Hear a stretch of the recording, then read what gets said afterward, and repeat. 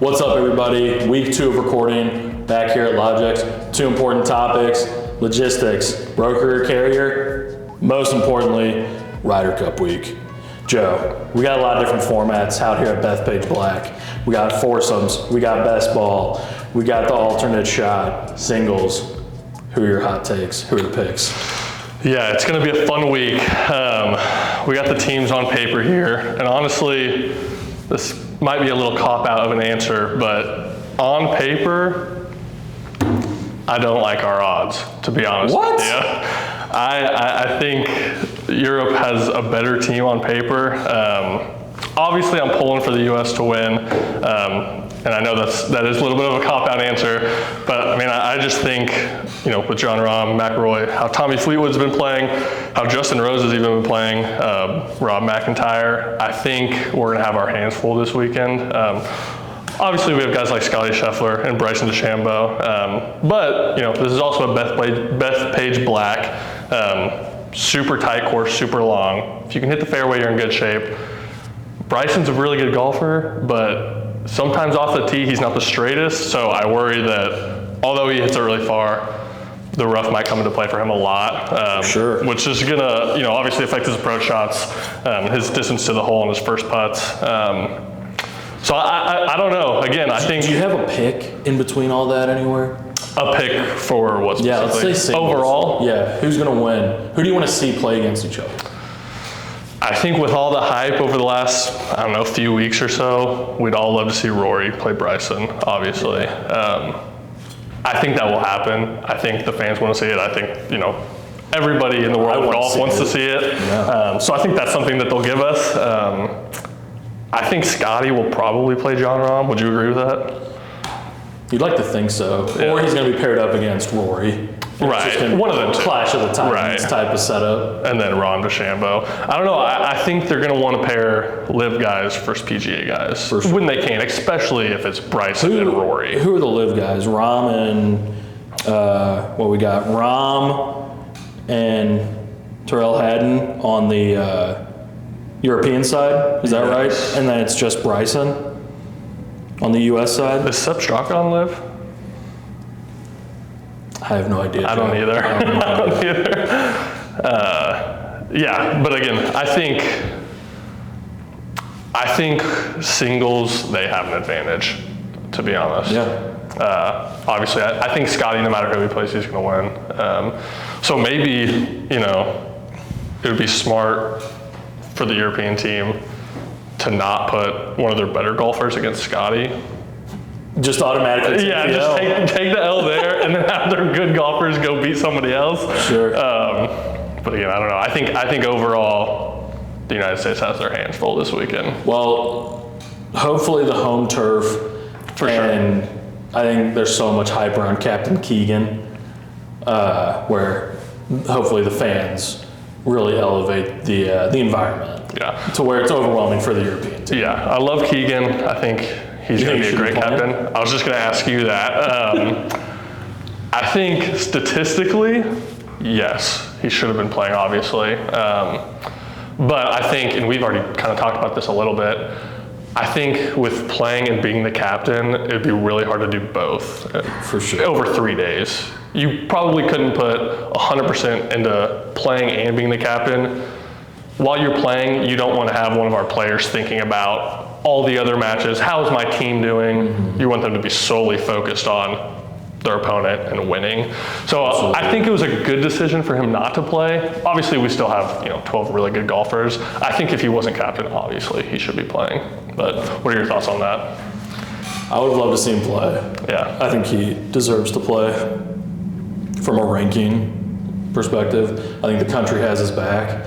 It would be fun to see him win out there. I think it would be catastrophic to his career and future as a captain if he was playing and they lost. But all that being said, it would be so sweet to see Captain Keegan get a W at the Ryder Cup this year. And I think that would cement his future in that structure. Yeah. Opposed to losing as a player and a playing captain. I think that would people would write him off pretty quickly. I think, unfortunately. I think a lot of people obviously people like him. He seems like a great guy. Man of the people. For sure. And I think people want to see him play also because of what happened 2 years ago. Yeah. And obviously that being on Netflix on Full Swing, and everybody saw Zach Johnson call him, and everybody saw how sad he was. So I think obviously a lot of people wanted him to play, but I think the best thing for him is just to focus on being a captain. So who knows, he might have another opportunity to play in a few years too. So Yeah, we'll see. Well, I hope that our viewers get a good feel for how important the Ryder Cup is for sure for us. But we'll pivot into logistics. I appreciate you taking the time to talk about Ryder Cup. Yeah. Logistics topic, folks. There are so many different providers and solutions out in the world today. We talk about this all the time. Saturated market. It's also loose right now, so everybody's calling up any company they can get their hands on. The topic today, broker or carrier. It's a really important one. I want us to talk about how it isn't one-sided or the other, and how do companies decide which path to go down, what type of partners to bring in, from asset light, wholly asset, no assets, brokerage. Let's start with how do they go about starting that process? Yeah, I think you need to take a deep look at, one, your shipping needs, how you're shipping, where you're shipping to. Is it very steady? Is it the same week over week? Which I think we find in most cases it's not. Things are changing constantly. Companies are growing, companies are shrinking. In terms of volume, shipping volume, I think obviously there's situations for both. And I think a good blend of both in most cases is probably the best solution. Again, I think if you're a smaller company that's shipping not very much freight, and it's pretty steady, it's consistent, you know where it's going, you know how much it's going. I think in that situation, and it's shipping out of the same place as well, you can find good solid asset carriers in that area to move them. But as you start to grow, you need to be able to make sure that those carriers can scale with you. And a lot of times companies shipping volume scales quicker than carriers are able to scale, because they have to go buy equipment, they have to hire drivers, they have to get more insurance. Well, additionally, as a brokerage company, all right, I'll put that hat on for a sec. With us not having any financial investment in those pieces of equipment, we don't need to worry about, the whole trip, right? So if a carrier gets sent out to an area they don't have a lot of density in coming back, that's really hard to navigate profitably. Yeah, that's a good point. I think what you're hitting on there is flexibility. For sure. From carrier to broker. Like you said, if a truck breaks down, a carrier might not have another truck. A brokerage company can source another truck through their relationships with other carriers, which I think is a huge value. Especially again, as companies start to grow and they need to be able to scale, they need trusted brokerage companies to help them do that, and be flexible with them. Yeah. Well, I think from our experience, one of the biggest areas of value, if you will, is acting as an extension of whichever client we're representing. So we can come in and say, you can manage this one-on-one relationship, we'll manage the 20 other relationships with a carrier. Yep. That's valuable from a client to a broker perspective. Yeah. From a client to a carrier perspective, maybe they do have a lot of density in a lane that works well with a carrier that has 5 to 10 pieces of equipment, and they can keep them running. So that's valuable from a carrier to owner of the product, right? Yeah, and that's the workload side as well. As a shipper, if we have one lane and it's consistent, I can go find a carrier to move that. Again, if we start growing, we have multiple lanes now. Now it's a lot of work for me as a logistics coordinator for a company to go find other carriers. When, like you said, at Logix, as a brokerage company, we view ourselves as an extension of your business, not just a vendor or somebody that you work with, like an order taker. Right, yeah. But that work falls to us. So you guys grow, we help you guys source the capacity to be able to scale and grow with you guys efficiently, instead of you guys having to do all the work yourself. Definitely. It's a blended approach is what you're saying. No doubt about that. Are there any other areas where if we looked at this bucket of carrier, broker, and it's not a carrier versus broker. I want to be clear that like most companies should have a blended approach to their logistics solution and figure out ways where those groups can support each other and not make it that versus type of environment. So if we look at those buckets, value of carrier, value of broker, what are some other things that you would say about like, hey, this is why a broker can help us and help our business scale. This is why a carrier can do the same. Yeah, I think a misconception is in regard to cost. I think everybody thinks, oh, if you had a broker, they're marking it up, they're going to be more expensive. Yeah. So like a carrier comes in and that cost is always the static piece, and then it's plus brokerage. Yeah, and again, I think it's a misconception that a brokerage is always going to be more expensive than a carrier. We see time and time again a company who's only using a carrier, and we're able to come in and actually get the more competitive pricing because we're using our network of carriers. Mm-hmm. So we're able to bid it out, to anybody who we want to instead of them going to one person.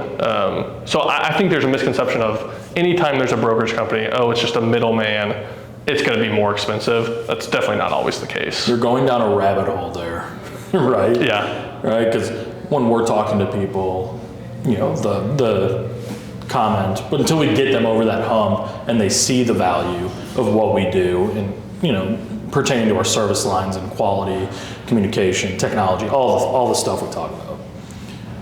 That is the biggest objection, right? It's, well, you're a broker, it's gonna cost more. 2, you're just a middleman. So what do you say back to that? Yeah, I think that just objectively and holistically, brokerage companies tend to be more sophisticated than carriers in terms of tech, in terms of scalability, in terms of efficiency. Again, we don't just view ourselves as order takers. We're just here to move your load.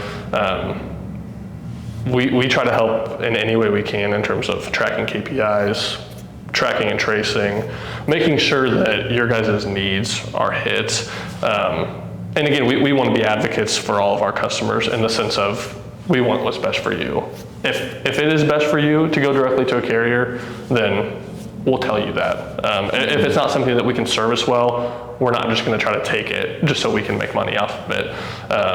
So again, I think there's definitely a blended approach. I think there's times that it does make sense for companies to go directly to carriers, but I think on the scalability side, on the efficiency side, on the tech side, on the data side, I think going to a brokerage company can be very beneficial.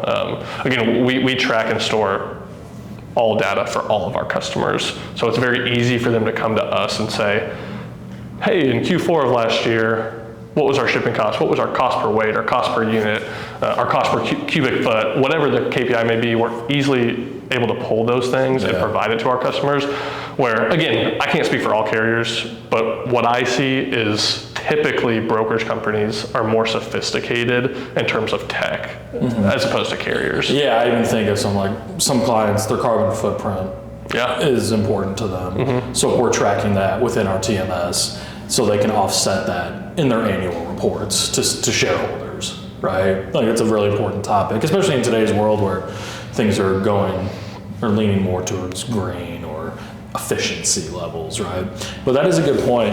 When we look at the broader portfolio of over-the-road carriers in North America, most of them aren't mega fleets, right? Mega fleets, we'll say 500 plus pieces of equipment.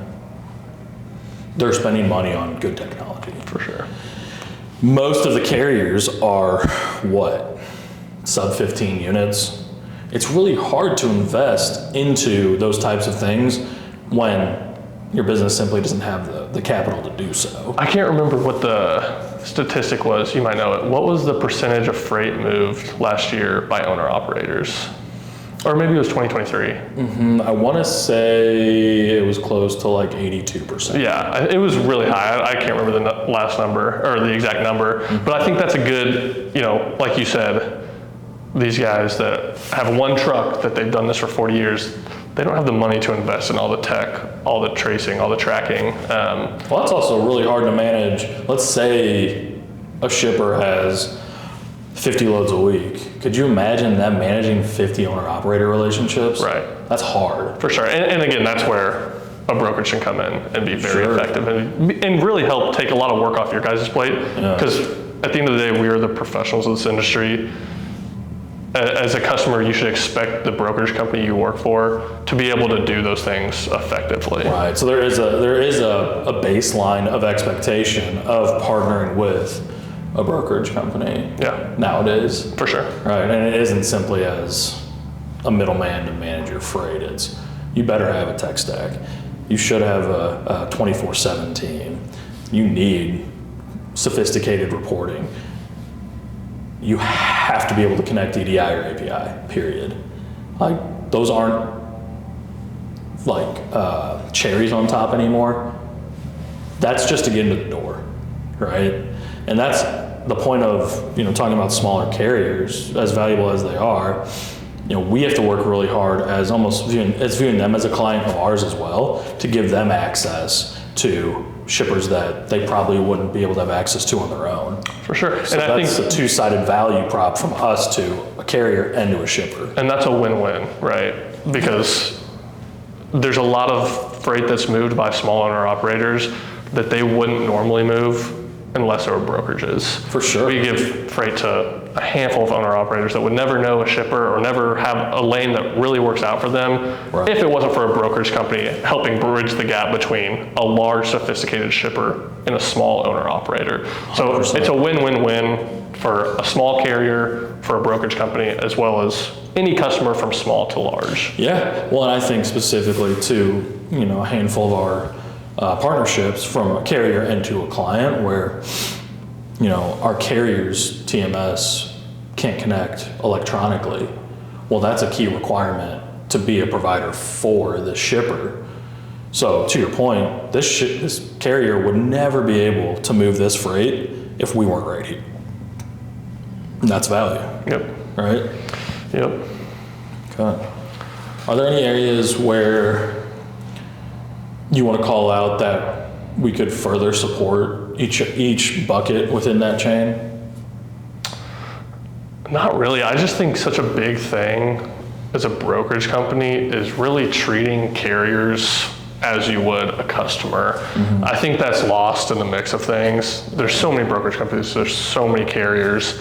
I think at Logix, a goal of ours and a goal of mine specifically is making sure that everybody here views carriers the same way that we do our customers. Mm-hmm. Again, I think it can be very easily interpreted in our industry to look down on carriers, drivers, whatever it may be.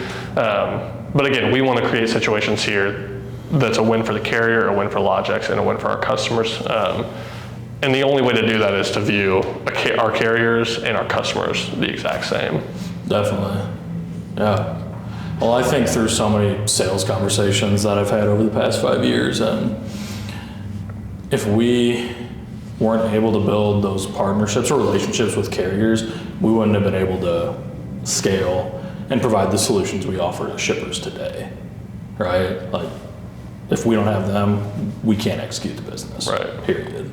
So there really is a deep value to investing into both sides of that, for sure. Yeah. Well, I would say that, that's the end of our show here. Yeah. I don't want to call it a show, it feels weird. But I appreciate you hopping on again week 2. And to everybody that decides to chime in every week, we appreciate you guys. Go Team USA. I think Joe is Team European, unfortunately. No, I'm not. So we'll have an employee review meeting after that. But I appreciate you guys hopping on. Go Team USA.